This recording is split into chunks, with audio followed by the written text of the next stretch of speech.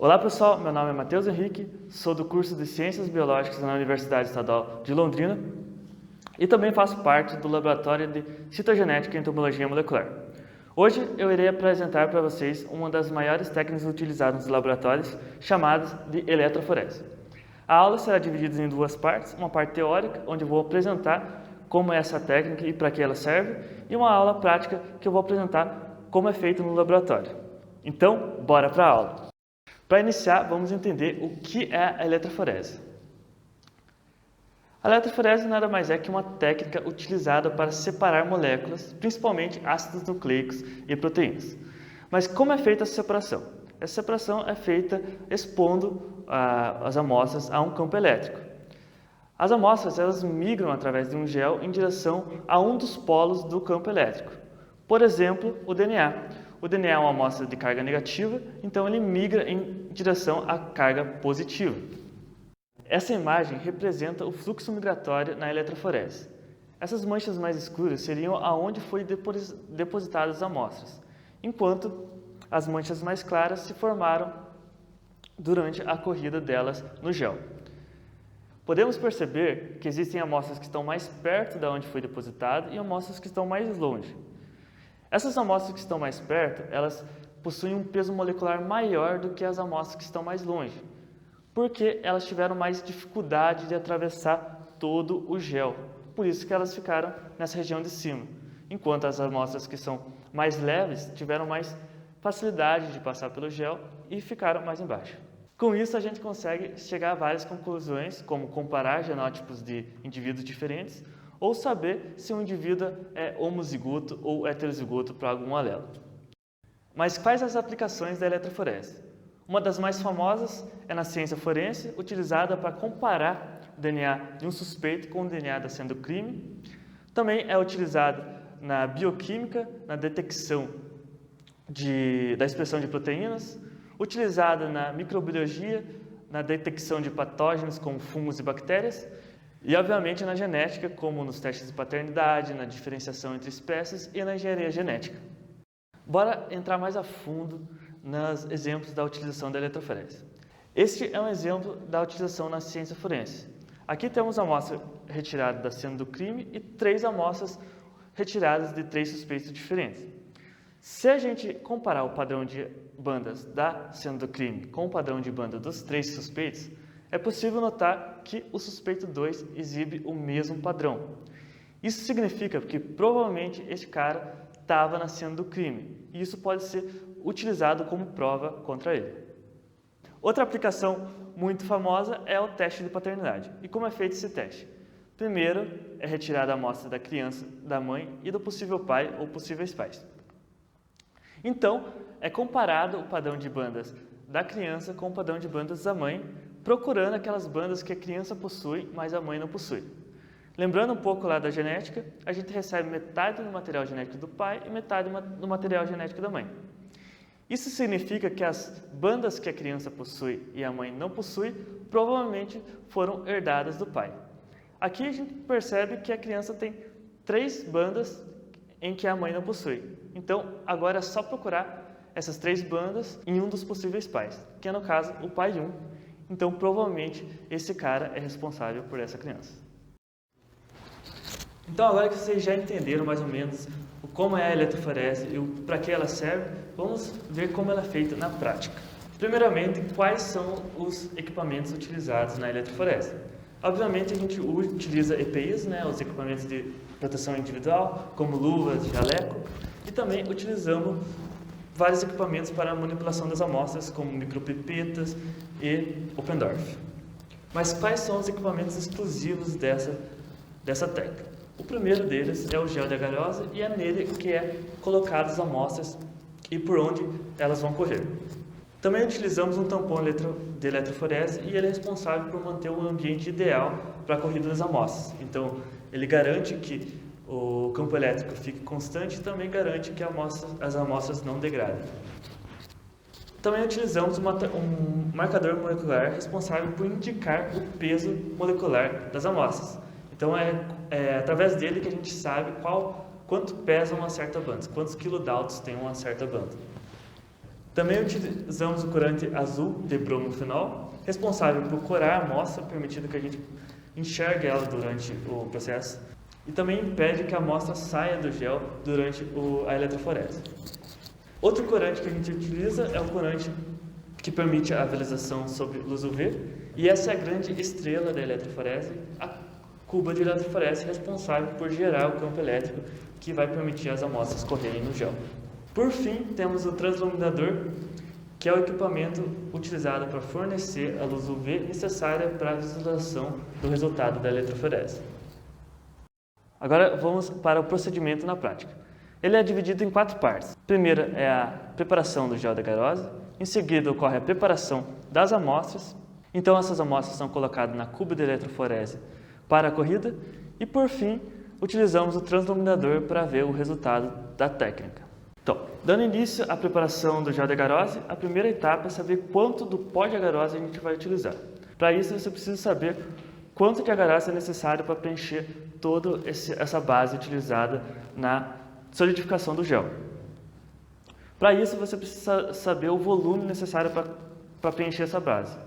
Cada cubo de eletroforese tem uma base diferente, no nosso caso é essa aqui. Então, a primeira parte é medir os lados delas. No nosso caso, teve 13 centímetros e 20 centímetros. Depois é só jogar na formulazinha do volume. Como padrão, a gente utiliza 0,5 de altura. Jogando na forma do volume, dá 130 centímetros cúbicos. Então, agora a gente precisa saber o quanto de agarose a gente vai utilizar nesses 130 centímetros cúbicos. Para isso, a gente utiliza essa fórmula, essa regrinha de 3 básica, onde 130 é o que vale a 100% e x é o que vale a 1,5%. Essa porcentagem determina o quão resistente vai ser o gel na corrida das amostras. E essa resistência você define de acordo com o seu experimento, com o seu objetivo. Jogando na fórmula, descobrimos que é necessário 1,95 gramas de agarose. Depois de fazer os cálculos, agora é só colocar a mão na massa. Primeiramente, pegar um potinho com agarose e pesar até atingir a quantidade necessária, no nosso caso 1,95 gramas. Depois é necessário simplesmente misturar a agarose com um tampão de agarose.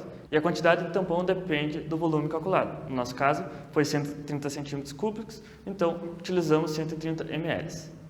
Depois de misturar a agarose com o tampão, a gente pega um papel plástico e isolamos e fechamos o becker, para evitar que a agarose evapore quando colocado no micro-ondas.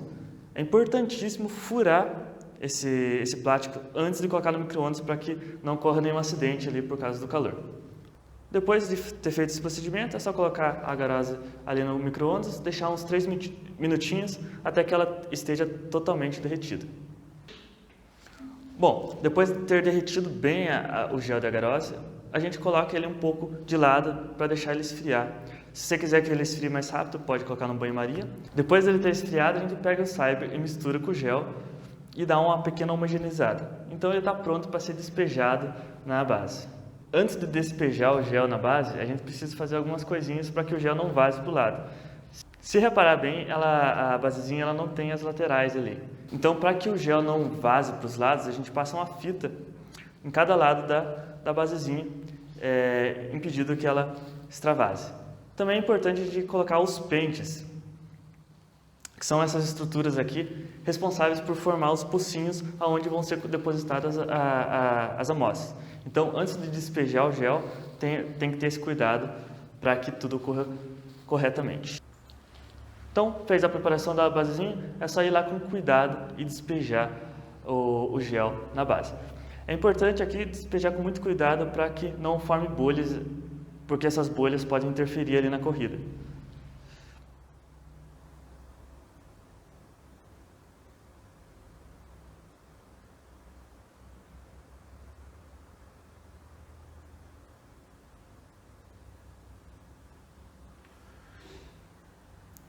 Despejou?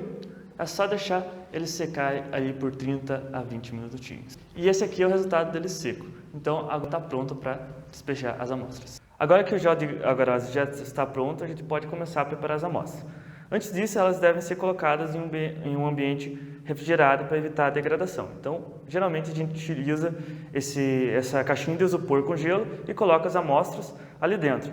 Não só as amostras, como também o leather que a gente vai utilizar e o corante que a gente vai utilizar. Vão ser preparadas 4 amostras de DNA, o 185, o COI, o ND4 e um alelo específico.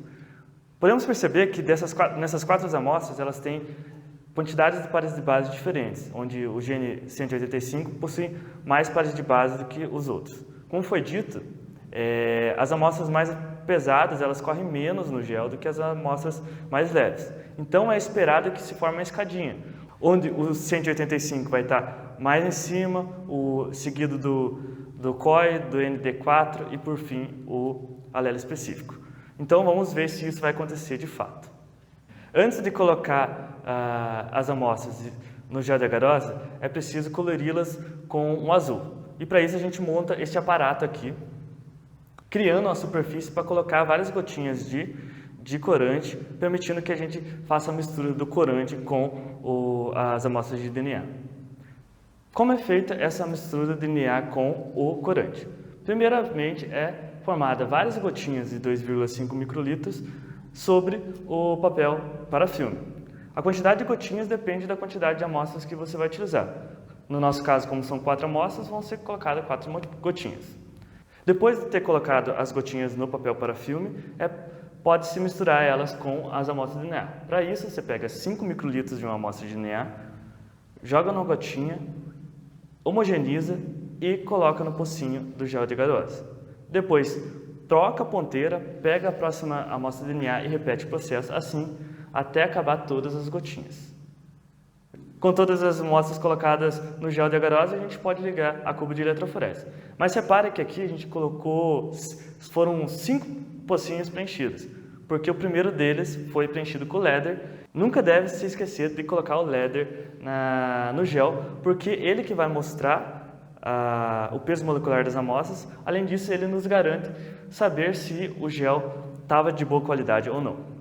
Foi colocadas as amostras, fechou a cuba, agora a gente precisa ligar ela. Para isso a gente precisa simplesmente colocar os cabos na direção certa. Aqui tem que ter um pequeno cuidado para colocar o cabo negativo no negativo e positivo no positivo, porque se inverter isso, o campo elétrico vai ser gerado invertido e a corrida, em vez de descer, vai subir e você vai perder todas as suas amostras. Colocou os cabos, agora é só configurar a cuba, dizendo quanto de tempo que você quer que ocorra a corrida, qual é a tensão e qual a corrente. Esses dados dependem de cada experimento, do peso molecular das suas amostras. No nosso caso, a gente utilizou 1 hora e 120 volts e 120 amperes. Ligou a cuba, aqui a gente pode ter algum cuidado para ter certeza que está tudo correndo bem, que é a formação de bolhas. Você percebeu que está formando a bolha, quer dizer que o processo já aconteceu. Formou as bolhas, você vai lá e tampa com um paninho e deixa que a magia aconteça. Após os 60 minutos, ou seja lá o tempo que você colocou, a gente precisa retirar esse gel e colocar no transluminador, porque é ele que vai nos permitir ver o resultado da corrida. Então, com muito cuidado, a gente pega esse gel e transfere para o transluminador. Aqui a gente deve ter muito cuidado, porque esse equipamento ele transmite luz UV. Então ele pode ser muito prejudicial aos nossos olhos. Então antes de ligar, sempre verificar se essa tampinha laranja está fechada. Além disso, a gente cobre esse equipamento com essa caixa de papelão, garantindo que o ambiente fica tudo escuro, permitindo que a gente visualize melhor as amostras. Então foi lá, fechou a tampinha, colocou a caixa, daí você liga o equipamento. E esse aqui foi os nossos resultados. Podemos ver que foi formado 4 bandas e uma coluna aqui com uma série de bandas.